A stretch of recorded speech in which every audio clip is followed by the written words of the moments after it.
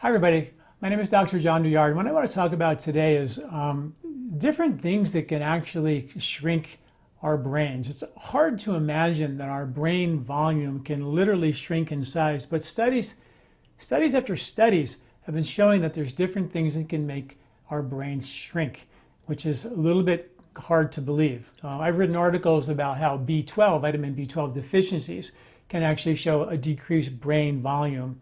And even B12 levels within the normal range, on the low end of normal, can begin to shrink brain volume. And the good news for that was when you started taking the B12, your brain volume got big again, which was really kind of cool.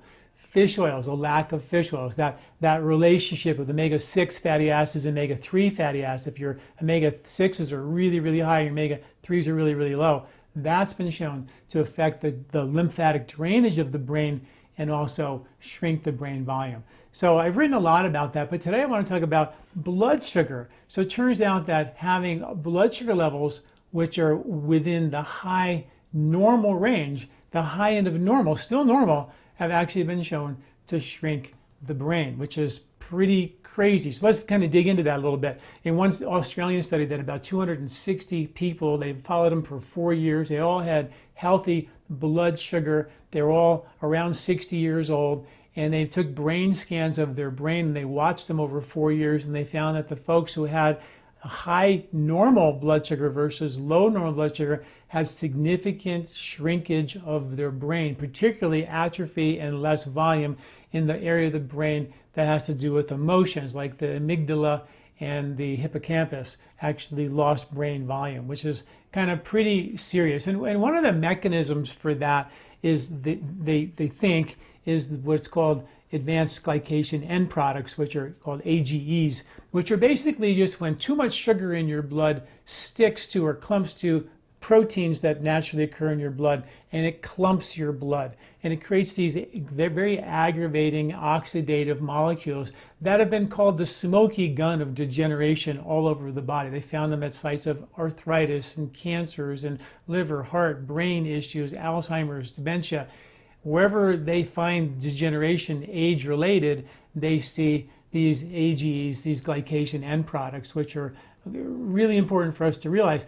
And we also know the CDC did a study a few years back and found that 90% a third of the population in America has pre-diabetes, which means that they're actually over the normal range. They're not in the high normal range. They're in the beginning of being over the normal range. It's pre-diabetic, okay? So we have, issues that we're beginning to see happen, brain shrinkage when people are in the high normal range, but we have something called pre-diabetes, which is just above the limit within of the normal range, and 1/3 of the population has that, and 90% of those folks don't even know they have it. So we're brewing these glycation end products way more than most people even know about it. But there is a test that's really cool that literally measures glycation end products, and it's called your hemoglobin A1C. It's a common test you get when you go to your physical every year. You get a fasting glucose test, which should be in the 80s is your goal. The normal range is between 70 and 100 or 99, depending on what lab you use. And we're talking about staying in the 80s is the ideal place. New England Journal of Medicine found that people who were within 90 to 95 milligrams per deciliter in the morning in the fasting blood sugar had a significant increased risk of dementia later on in life.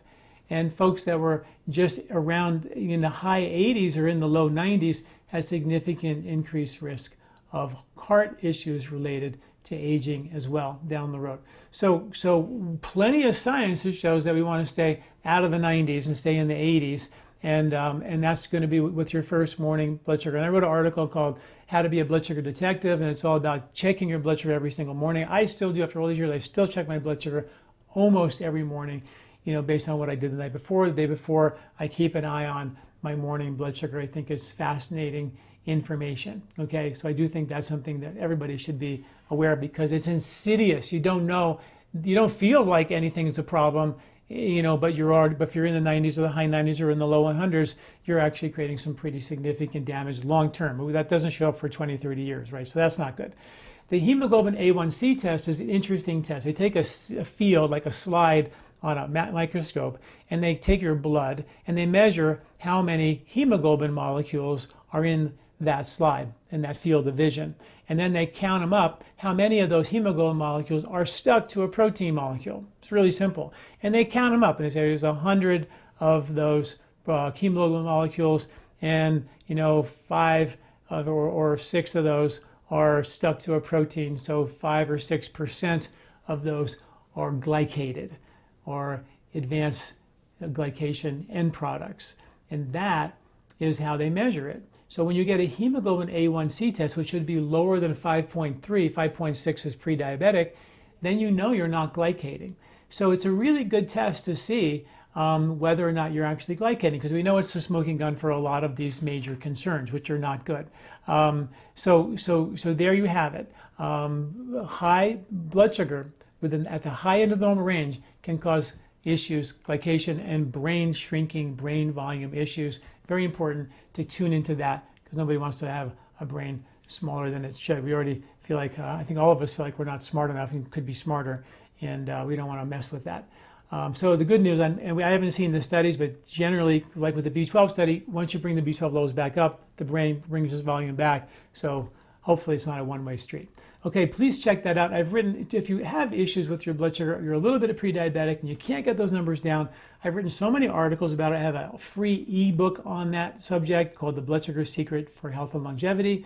So please check that out. That's really important. And just go to lifespa.com, type in blood sugar, and all my articles will come up. The article about how to be a blood sugar detective, how to kind of troubleshoot the foods and your lifestyle in terms of what and how those foods will impact your blood sugar. So then you can learn and know what foods are causing a problem and what foods aren't. So check it out at lifespa.com, and we'll see you next week. Thanks for listening. I'm Dr. John Douillard.